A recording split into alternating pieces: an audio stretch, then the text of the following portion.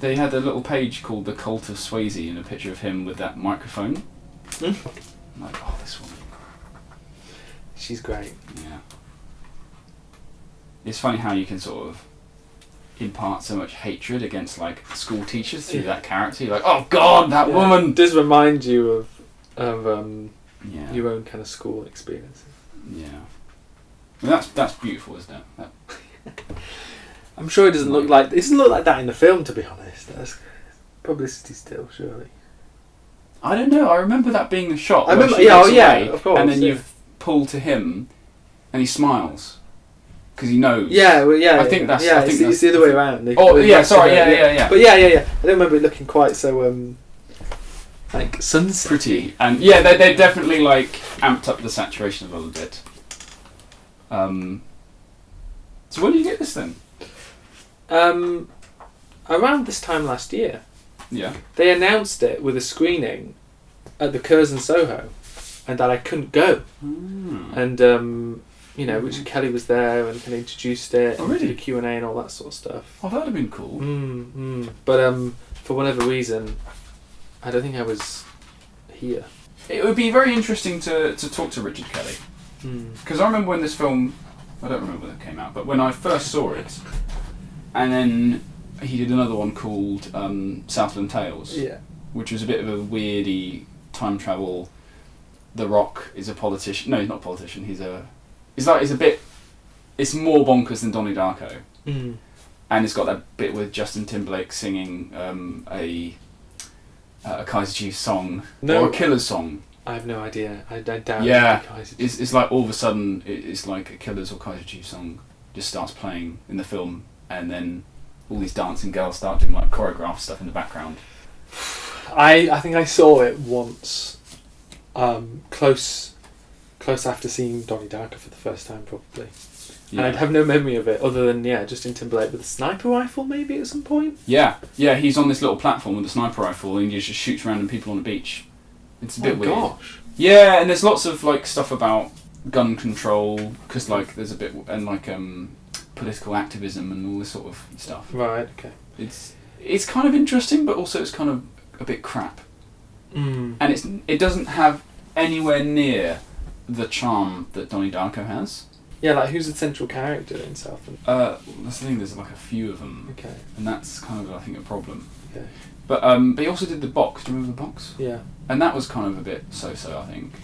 I think it was a good concept, which I'm sure I heard was kind of lifted from elsewhere, as in was like a Twilight Zone idea or something like that. Yeah. Which is not a bad thing. I remember it's like, isn't it set like West Virginia or somewhere? I remember the accents being really off-putting.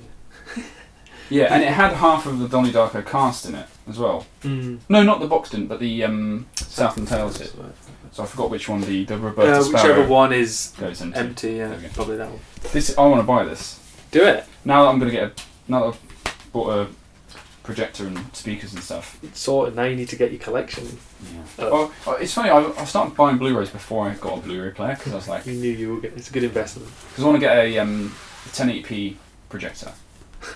So you project 1080p onto. In your van.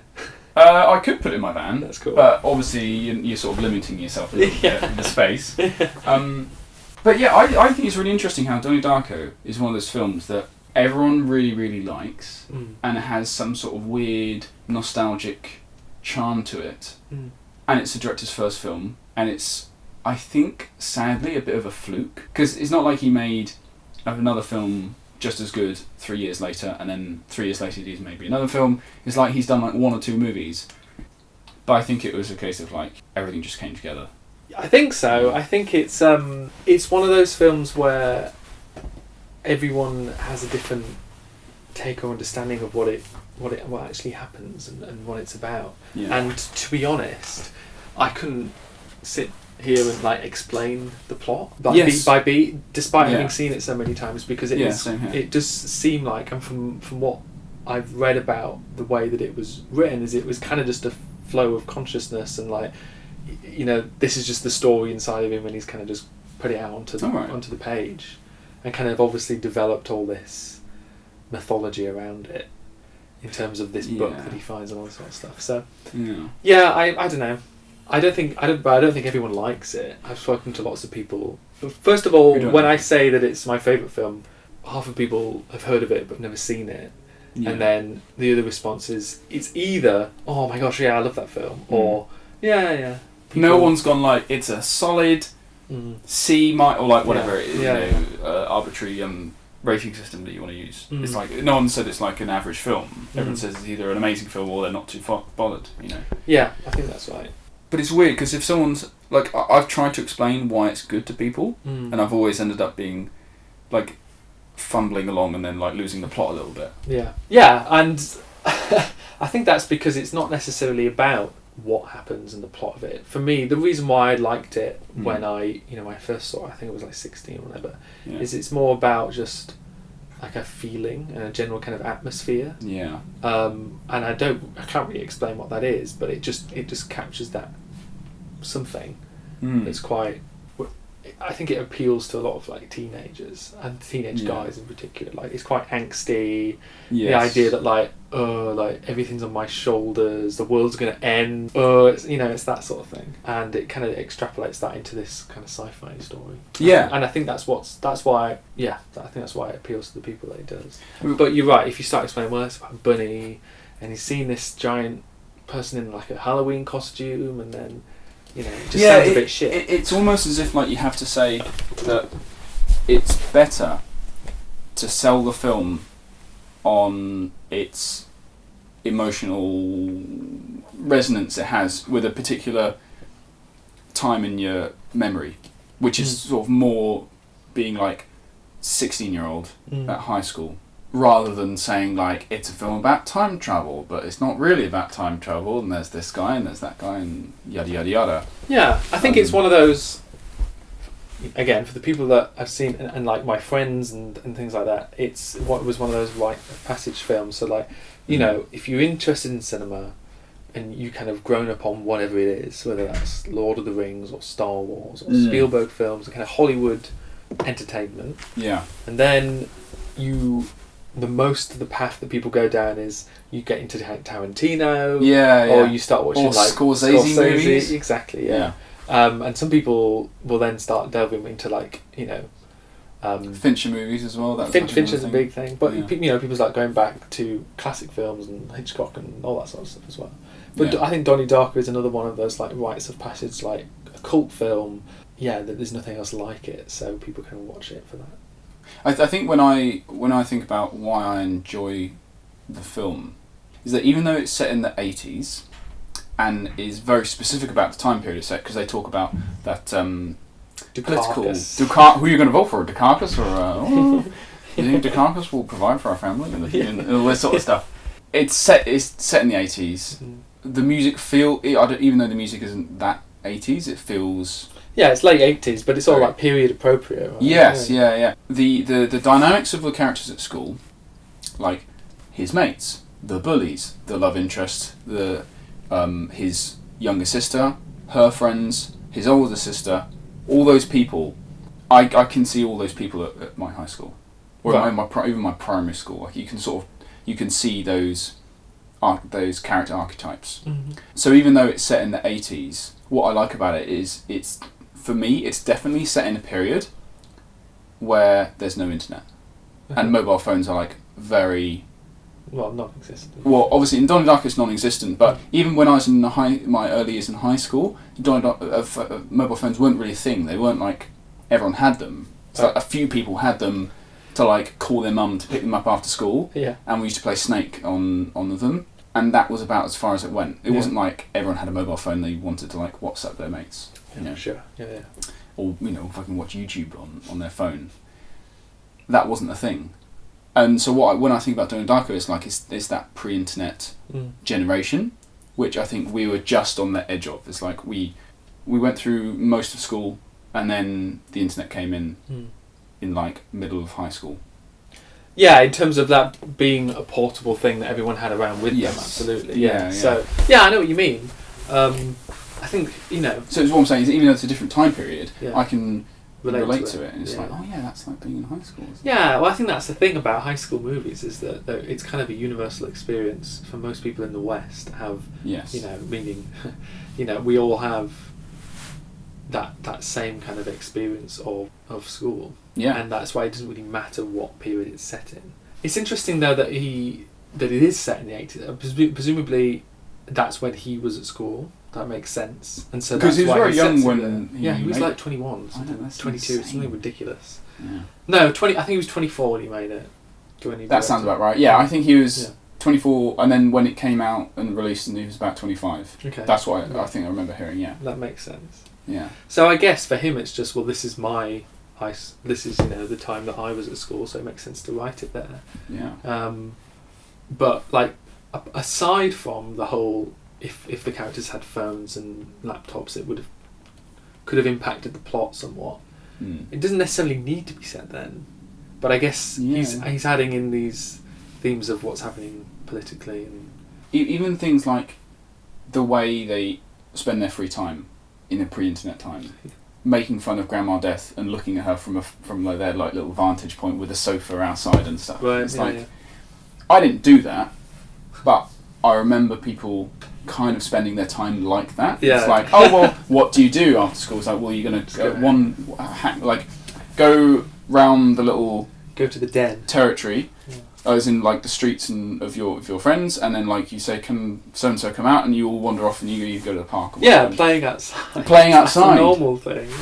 Yeah, and like the opening scene when they're in the hills of, I think it's California or something, when where it's shot, when he wakes up and it's just dusk across dawn across the hills, and everything's very like misty, and I think it's all shot on Steadicam. It looks very like dreamy and interesting. Yeah. He gets up and like turns around towards camera and then walks off, and then the music cuts and he's on the bike. And like cycling around when you're a teenager, instantly that brings me back. It's like, yeah, because that's how you get around when you're a teenager, and you have like, do you remember when like kids used to deliver post? And like delivery round. Paper round. I think that's still a thing. I think it's just that we've grown up, so it just reminds you of being 16 years old or younger. But I think they're supposed to be 16 in the film, aren't they? Yeah, I think so. Because it's like end of end of high school, but sort of like there's that moment when it's nearer the end of high school than the beginning of high school. It's interesting that the film was made in 2001 and it's set in 88. So if we were to make that film now and do the same jump back in time, this is interesting. it'd be 2005. Well, that sounds about right. Which is crazy. Which is kind of like when that's when we were. How old was I in 2005? I would have been 12. Really? I was born in 93. Oh, I was born in 92. I always assumed you were born in 92. But as in, it feels like it as a film that's made long after the period in which it's set, but it's not really. It's not at all. So it is an interesting to think of it as a period film. Yeah. That's only set less than 15 years. It's funny, and I think it was in 2005 or 2006, I went on one of those like high school dates that you do, and this girl went to the cinema. Right. And we didn't see a horror movie. I can't even remember what we watched, but that scene at the end when Donnie and Gretchen, her name is, I keep on thinking Gretchen is the actress's name, but it's Gina Malone. Gina Malone. Where they go to the cinema. You know how now there seems to be this thing about young kids dressing older, right? Like teenagers dressing, or not even teenagers, but like 12-year-olds dressing like they're 20. Yeah. I think there's also another thing about 30-year-olds dressing like they're 12, but that's another. Yeah, that's thing. More my camp, I think. With the hoodie. I still walk around in a hoodie. Yeah, but I remember seeing that scene where they walk up to the cinema and they say 2 for Evil Dead, please, and they walk in and stuff. They're wearing clothes which instantly you think, I used to wear those clothes. It's like that's like pale blue jeans and a hoodie. Yeah. A lame ponytail, and it's like that. Those sorts of it's a period design that is which you watch the film, you don't really think about, but and obviously it's not like they put loads of effort into like wearing a hoodie, but the fact that always there. It sort of cements this idea of Donnie Darko. I think it's more a feeling than like a plot. It's more like a memory of like this weird nostalgic. Yeah, it's kind of timeless in that sense. Coming of age story, you know. Yeah, I'd agree with that. So did you haven't seen the director's cut? I have, but a long time ago. Yeah. I probably should watch it again. I don't have any hatred of it or anything. Like it's just the original version is the first version that I saw, so that's the film I kind of remember and enjoy. Yeah, and I don't think there was anything missing from the original film. So when I saw the director's cut, do you remember when we were like cutting short films at uni? You got to a point where you're cutting, say, a 10-minute short film, and you're like, oh, this is kind of done. I've made a good-looking film, and I've kept all the bits that I want to keep in it. But deep down, you know that you could have made it 8 minutes or even 7 minutes. It's like an assembly cut, and it's there, and you're quite proud of it because it's like a compilation of all the things. Yeah. But it doesn't necessarily mean that it's a well-paced film. It just means that you're proud of this thing that you made. Yeah. There were some moments where it felt a little bit like that. My understanding is that the theatrical cut was not like argued over or laboured over in the sense that like, oh, I want to shove these extra things in, but the studio aren't letting me. Yeah. I think that was just the cut. Comes out in 2001. Doesn't do very well in America. Interestingly, does well in the UK as a film. Picks up a cult status, and then 3 years later they're like, we can re-release this in cinemas. Yeah, and so I think that's why the director's cut came about. Not because there's all this extra stuff that like we need to put back in, but it was like, let's go back and create a different version of this film that warrants us releasing it again in cinemas. Yeah. And so I can understand why you would want to put in the explanation from the books. And aside from that, I don't actually know what's different about well, they've got those like title cards almost. Okay. With so a title card will come up, and it will be a drawing from out of the Roberta Sparrow book. Yeah. Like a very cool drawing of like, it's artistic, but it's about a technical diagram of like, here's time travel. This is the worm and the arrows and all that sort of stuff. Yeah. And it'll have like a caption saying, okay. And I think they're like supposed to be either quotes from the book.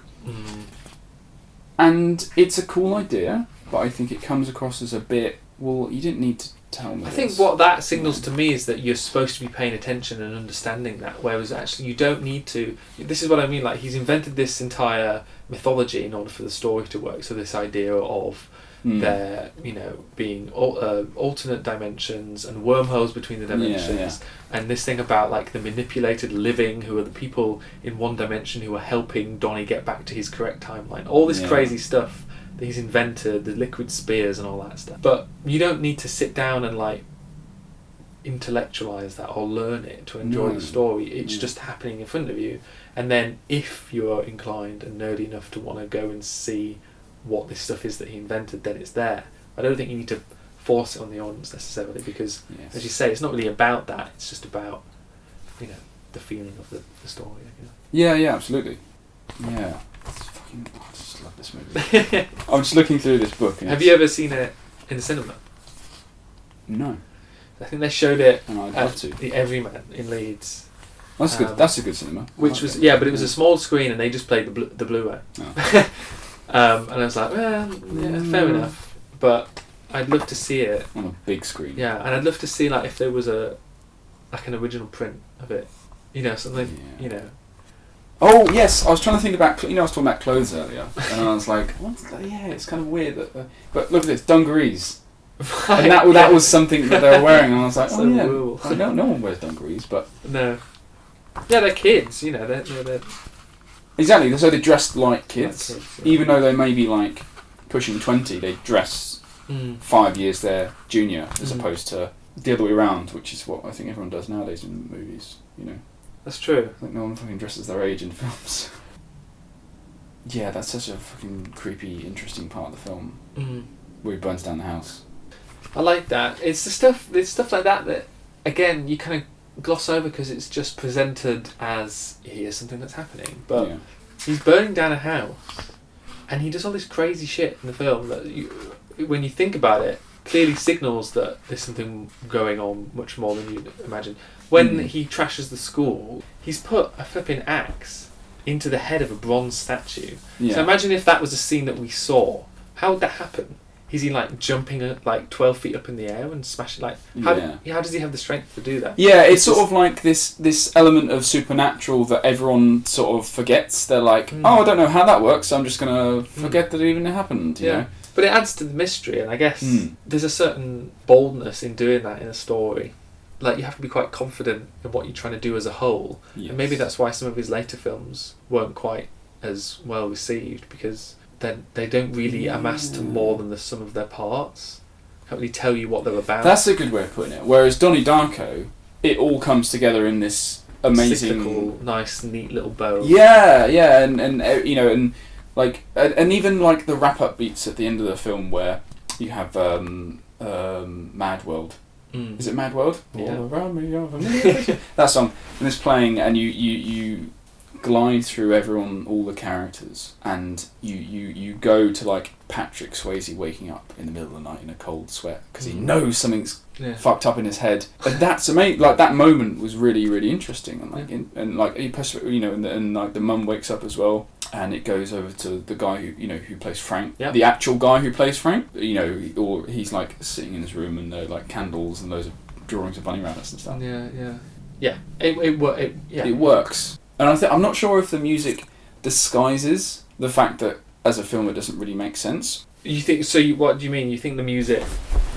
It's almost as if those songs were made for the film, which also makes me wonder. It's like, how do you, when you have an idea like that? Because I imagine he was like, I really want this song playing in this part of the film. I think it's maybe less mysterious than that, in that I remember somewhere reading an interview with him saying like, oh, for my next films, like, I'm not going to go through the torture of finding lyrics that fit so perfectly to what's happening. But if you listen to like the lyrics in the songs, it sounds to me like he's gone through and listened to all these different tracks, and is almost kind of listening to the lyrics and then writing his story based on that, because there's so much about fate and all sorts of other things, references to things that are actually happening in the film.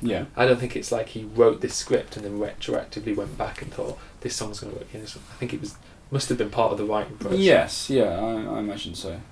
Yeah. But you're right. The soundtrack is one of those. I think it's partly why it's one of those classic cult films, is that it has a good soundtrack. Yeah, it's like Pulp Fiction. Exactly. Yeah, so you can listen to the music and not watch the film. And be reminded of the film and think, oh yeah, this is a great song. Mad World was like the Christmas #1 or something in the UK. What, in 2001? Either that or the year after. But it was that bit of the version from Donnie Darko. Oh really? Yeah, and I think that's crazy. Yeah. There's a great track that was played during that long Steadicam wanna through the school at the beginning. It starts on a sideways bus door that opens a dun dun dun dun dun dun dun dun dun. You can imagine a world where Donnie Darko was made and that came across really cheesy. But it doesn't. It's sort of, everything is played dead straight. You're right. It would be a completely different film without the music. I know, but I think that's that's to its credit. I know what you mean, but the music's not necessarily hiding dodgy storytelling or anything. It's just enhancing it. Yeah, definitely. Yeah. Good soundtrack. Yeah, very good soundtrack. Do you think you have to understand the plot to enjoy it? No, because I think the first 3 or 4 times that I'd seen it, I didn't really know what was going on. Yeah, like, same here. I understood the broad strokes of what was happening, in terms of there's this bunny and he's telling Donnie to do things, and he has this kind of mission, and everything is going to go, the world's going to end if it doesn't happen, and is this really happening, or is it in his mind? Is he just crazy and on medication? And that's the kind of my takeaway from it. And then at the end, we loop back round, and he saved the day and sacrificed himself. It's kind of if you take away all the other crazy shit that happens, that's kind of the broad strokes of what I guess I understood to be happening. Because I always took away more from Donnie Darko from the the tone, the feeling, and the moods of all the nostalgic bits, and all the, like I say, the broad strokes of all the the ideas about sacrifice and personal responsibility. I'm not sure if I'm making this up in my head, but I think there's something to do with anxiety for the future. Yeah, definitely. And that's represented in the film through this idea of I know when the world's going to end, and I'm the only person around me who knows when the world's going to end, and it's not going to end 10 years in the future, it's going to end next month. Yeah. Therefore, I have this growing anxiety of I need to do something with myself. I do need to do something, but you don't know what that thing is. I think that's really well put, and I think that is why it appeals to teenagers because you are. Yeah, it's an anxious time for a lot of people, I guess, because it's traditionally that period where you're supposed to be figuring out who you are and what the next steps are going to be. Yeah.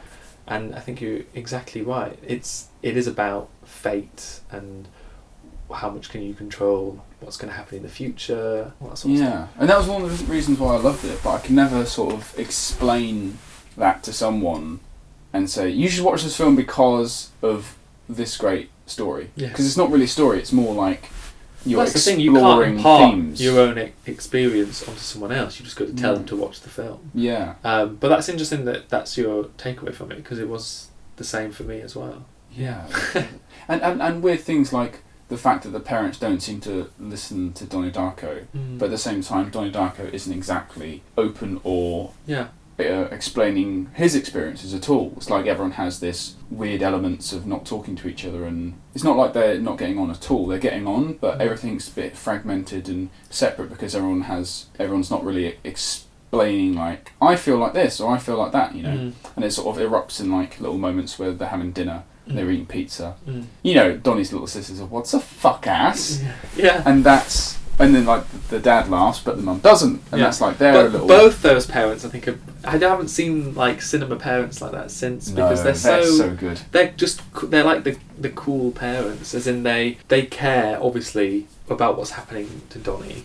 Yes. And I guess if you were to look at the film from their perspective, it's they've got a son who's got mental problems. That's what their experience is.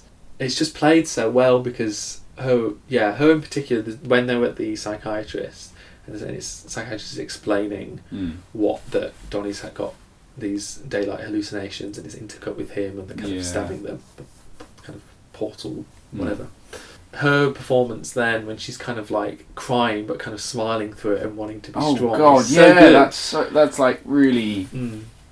Painful, but you feel it, you get that they care about him, and then I really like that. And the one bit that I don't know, maybe it's put back into the director's cut, but there's a deleted scene where Donnie sits with his dad outside in the garden, and his dad's just kind of chatting to him about what's going on at school or something like that. Yeah. He basically gives some life advice, something along the lines of, don't worry about what other people think, because they're all, it's all bullshit and they're all faking anyway. Something like that. And it's that kind of it's a really I think nice that was scene. A deleted scene actually. Yeah, I don't think that definitely wasn't in the theatrical. Okay, because that's a really good moment where it's the parents are always behind him and kind of a bit rebellious themselves, because they don't particularly.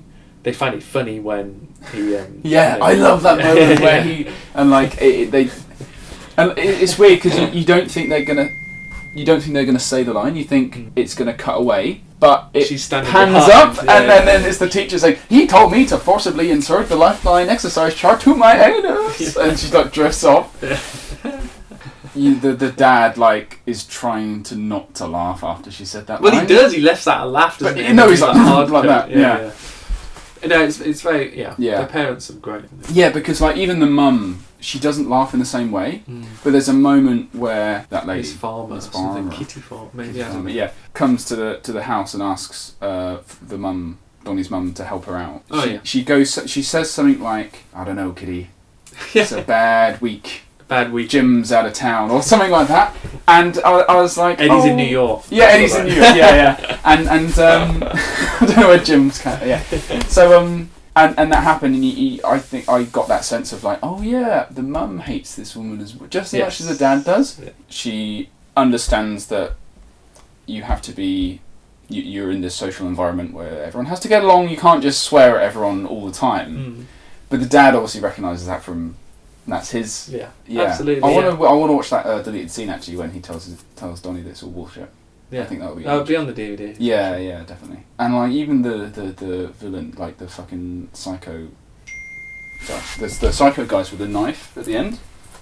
Right. Yeah. Like Seth Rogen. It's Seth Rogen. His friend. Yeah. And it's weird because like I knew people like that at school who were like. Who went around with knives? Who didn't run around with Where knives. did you go to school? But they were. They are agents of chaos. Like they're like fucking Tasmanian devil. Mm. You know what I mean? Like you don't give a shit, and they're just gonna fuck stuff up for no reason. Yeah. And you just have to avoid them like the plague. Yeah. Like you can't go near them, and you can't make eye contact with them. You just have to sort of make sure you can get through the day without coming into contact with them. Those sorts of people. Mm.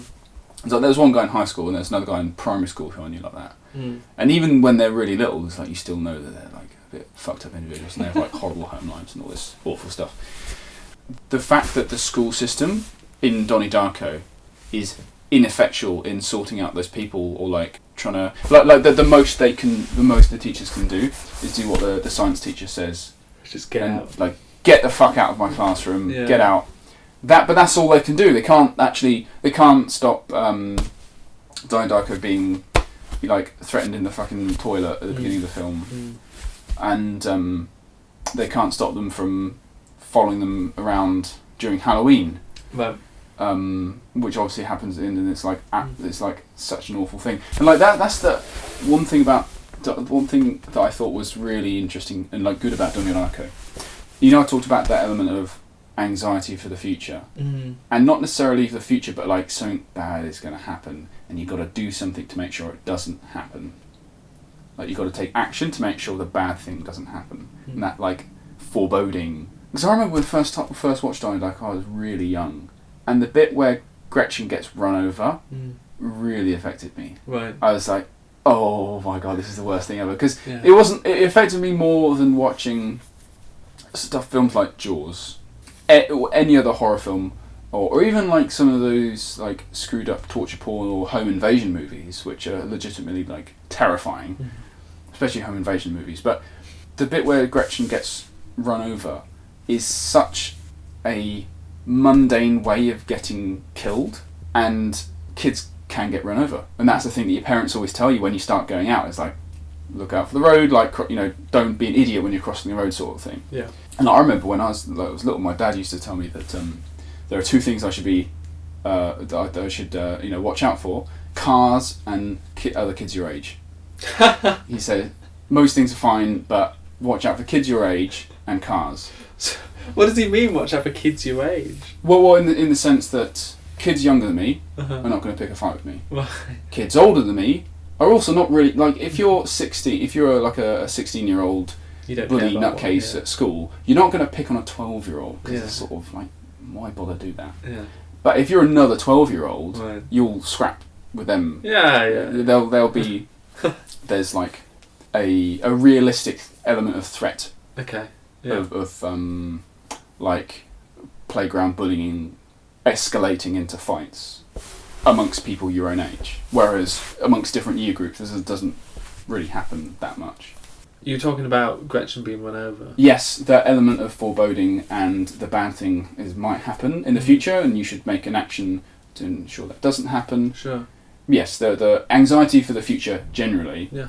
So when Gretchen gets run over, it's like all of a sudden all these characters who are like very realistic interpretations of teenagers who everyone can relate to is like, oh yeah, that's like high school being 16, and all of a sudden someone's fucking dead. And you're like, wow, this has impact now. This has like a real emotional weight to it that you think, fuck, like you have to make the right choices. You have to like take action or in order to prevent stuff from happening. Sure. Which I think even like the bit, where the very end of the film, where all those scenes get rewound and you see Gretchen get run over in reverse, you see Grandma Death walk backwards, and like that, I think that appeals to sort of mode of feeling, because you're like, yeah, if only I could have like changed this or done that. Yeah.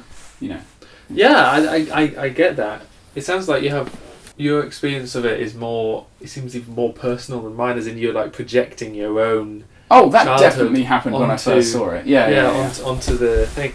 But that moment does it almost comes out of nowhere. It's hard to remember my first reaction to it, but obviously it does. The whole last act kind of spirals into this, craziness. I mean, Donnie, he has his dad's gun. I know. It gets really dark. He shoots, Frank, which is dark, Yeah, but I think it has to go to that place, and it has just in terms of the story and being a film, and it has to visualise that worst case scenario.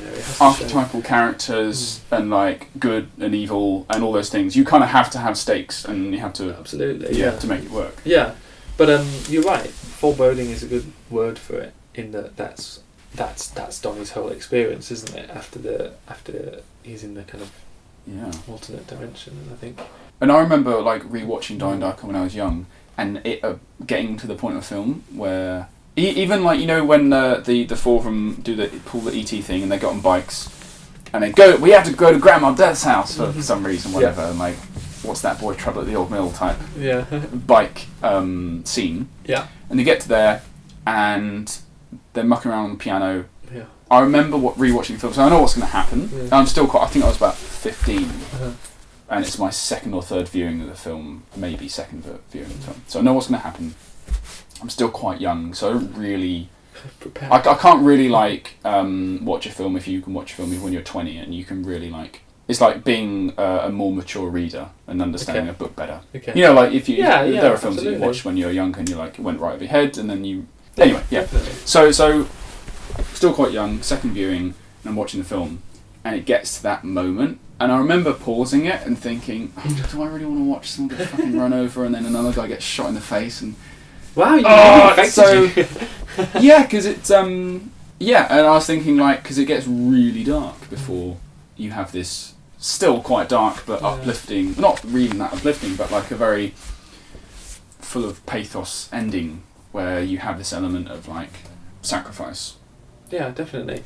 I guess throughout. It's clear that Donnie has a plan, even if he doesn't know what it is. And part of the theme of the film is that he's on this kind of path that's going to lead somewhere. Because he always asks the science teacher, Can you change God's path? And then the science teacher is like, travel within God's channel, and all that sort of stuff. Yeah. So as you draw into the close, and he's getting them on the bikes, and he's like, we have to go to Celador and all this sort of stuff. Yeah. It's clear there's a plan and an ending. When she gets run over, when he shoots Frank, it's clear that's not the end. It's clearly, that's the lowest point, but it's not the end. No. But in a way, it's a dark and tragic film because he dies. Yeah. I mean, he dies. That still rarely happens where your lead character doesn't make it to the end of his own film. Yeah. Yeah. Which I think is one of the reasons why it sort of stuck out as an interesting, unique film in the first place. Is you had the ending wrap-up beats. Donnie Darko realises that there was a way of sleepwalking and not going to the golf club, but not dying. And he gets on his bike afterwards. He goes to school and everything's fine, and everything's the saturation's turned. A happy ending. And it's have you seen Mr. Robot? Yeah. You watched Mr. Robot? The first two series. Yeah. All right. So there's that episode or the scene in one of the very early episodes. He thinks he's finished the mission that and he kind of gets a Starbucks and he's I'm going to buy Starbucks. I'm going to say yes when my boss asks me round for dinner. Sure. And it's so funny because you think it's real and then you realise they're sending you on a ride and they're actually inserting stock footage of people people having fun and their music's very cheesy and stuff. Sure. And you can imagine an ending like that, but it just wouldn't have any of the same meaning. Because I think the whole point of the film is that you have to make a decision. Because the whole point is that Donnie chooses. He knows he's going to die, and that's the choice that he has to make. It's not he can figure out a way out of it. It's the stakes are high. You got to make a choice. And he chooses to do the right thing. Yeah, he chooses to sacrifice himself and save everyone. And at the end. And they're bringing out the body, and they kind of pan across the family, and then you land on the mum at the end. Her performance there is great because it's not overstated. She's just kind of having a cigarette and she's kind of holding it back. And you even don't need the mum to be overstated because you first pass over the dad and the kids. Yeah. And you see the older sister who just has a face like death. And you're like, oh fuck, someone has died. And it's really... It's my real life brother. Yeah, exactly. My real life brother's dead. But what I was going to say is, when Gretchen comes past on her bike and kind of does that wave, which is weird, and then, you know, for social convention, the mum kind of waves back, and then the kid waves, isn't it? And then that's the end. It's that thing of like, is there still some like string of connection between these two universes, and does Gretchen kind of know what Donnie's done in that moment, even though she's never actually met him? Yeah. I think that's maybe what's being communicated in that kind of wave. I think there's definitely something to that as a comment on potential. And like I think, and like particularly with like potential relationships where you thought, oh yeah, I kind of wish I like said hello to that person, because I could like, I really fancied them then, but I never actually said hello to them, and I should have said hello, but I was really embarrassed, so I didn't, and then I never saw them again. That's happened loads of times on like holidays when you're a teenager. Yeah, absolutely. You know what I mean? I know what you mean. It's that sort of, it's this weird time travel way of saying like, this is potential. This is something that could have happened. This is a whole other strand that could have happened. Yeah. But it's sort of like, in the real world of Donnie Darko, it's turned into this alternate timeline business. Whereas I think that's another reason why it feels very much like a mood or a feeling, is because the plot of time travel, you can directly relate it to stuff like Mr. Potential. Yeah, it's thematic, and I think that's part of its. When I was talking about, you know, you graduating from, you know, kind of being obsessed with Hollywood blockbusters, this was one of the first independent films where I saw it and was like, okay, I didn't consciously watch the film and then suddenly have these thoughts, but in hindsight, look back and think, well, you know, that's a film with an unconventional structure, and a you know, it doesn't hit the kind of key beats of a blockbuster would in quite an overt a way. So it's kind of a gateway drug into the different ways of telling a story about presenting ideas and themes that are kind of more than just the scene by scene story. Yes. Yeah. Yeah, definitely. I think that's why it appeals, and I think that's why, like... Yeah, like I say, you mentioned like a gateway to films other than blockbusters. Like, that's so true when you think about it. It's like you always have a few films when you're young and you think they're not Star Wars or X-Men or whatever it is. Most of the films I've got... I was just looking up and I was like, the moment I said Star Wars, it was like Star Wars, and then I was like, what else? And it's like Jurassic Park, Indiana Jones, and then you've got all the Fincher movies ever. Of course. Obviously. But yeah, it's like one of the, like I say, it's the small independent-ish movies that spike this sort of like, you can make a film and it not be Star Wars. Exactly. You know what I mean? Like, yeah. Or you can make a story about your experience at school, you know, and it can be entertaining. Or any personal experience. Yeah, absolutely. Yeah, and like I definitely, after Donnie Darko, I definitely started watching more films which weren't part of franchises. And like I started watching stuff like Brick and Memento. Those are all the classic gateway. Yeah, I was like, that's good actually. Donnie Darko, Brick, Memento. Yeah. For me, you know, like Reservoir Dogs and American Psycho. I really love. Yeah, I watched American Psycho when I was way too young as well. Way too young. Just about a damaged childhood. Yeah, I think I was so young. We were watching a VHS of it. Oh my gosh. Yeah. What are they? Yeah, and I remember turning the volume down to make sure no one else in the house would hear when stuff happens where he's got a chainsaw and he's like flying through the corridor screaming and swearing, and I'm like, oh god, turn this down. Would your parents not want you to have watched it that young? I think if they came in and watched a naked Patrick Bateman trying to murder a prostitute with a chainsaw, no, you're not watching this. and even though there are some films like that that I wouldn't want to see with my parents still. Girl with the Dragon Tattoo. Okay. I would not want to watch I mean, with it's my dark. parents. That's interesting. My mum's favourite films are American Psycho and Inglourious Bastards. And so, and my dad would watch my first experience of Tarantino, I think, whatever year Kill Bill will have been showing on BBC. So I come down in the middle of the night because I'd had a nightmare. Right. And my dad was watching Kill Bill. I was like, we'll just watch this. Yeah. And so it was the Crazy 88 sequence. And that was my 1 o'clock in the morning. Nice. But it's a different thing. There are some films which I think can be damaging for kids and some films that cannot be damaging for kids. and they can have the same level of violence. It's just it's done in a very different way. Like, for example, Dragon Tattoo.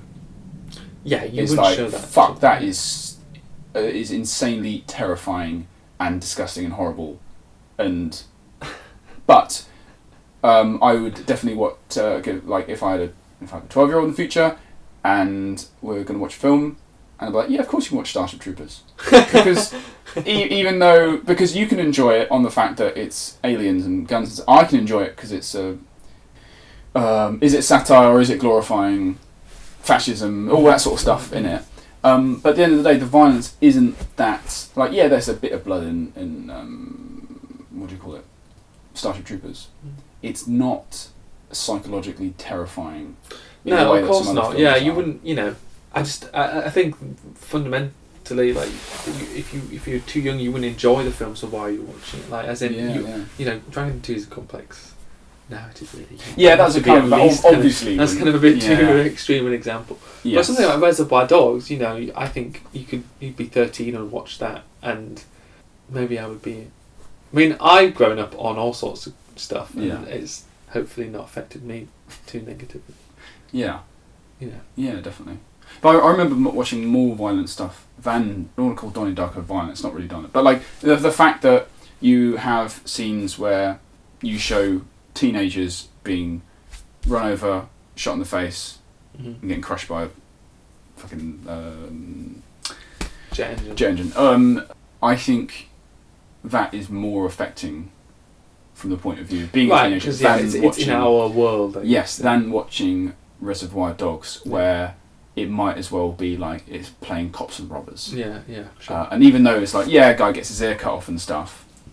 Off camera. Yeah. You know what? It's funny if someone was to ask me whether or not that was off camera or not, I don't think I would be able to. That's really interesting because I'm sure I've read somewhere that people, it's very clever. Yeah. Yeah, I would not be able to say like, oh, it was definitely on camera or definitely off camera, because you just the sound and the build up. There's like this massive build up. That scene is like really, really long and builds up to that moment. You've already got a picture in your head of what it is, even if you haven't seen it. Yeah. If we'd have said we were doing it a few weeks time, sat and thought a bit more intellectually about it. But I think part of the reason why I like it is that I can't really explain why. Yes, I think that's the interesting thing about it. Is that you can't explain why, but you do like it, and it resonates with that certain, like say, nostalgia for teenage youth and foreboding the future, all that sort of stuff.